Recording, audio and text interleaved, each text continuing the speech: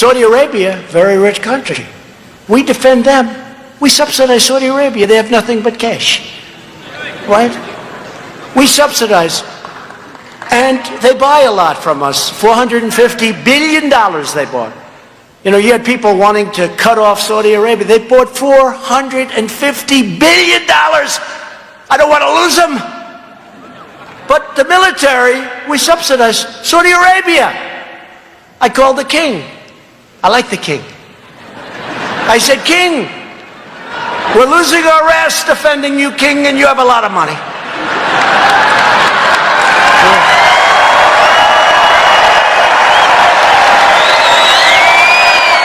And he said, but why would you be calling me? Nobody's ever made such a call before. I said, that's because they were stupid.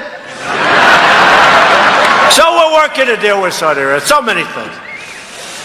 So many things. I'll tell you what, honestly, it's easier than collecting $113.57 from a tenant in a bad location in New York City. And it's safer, too.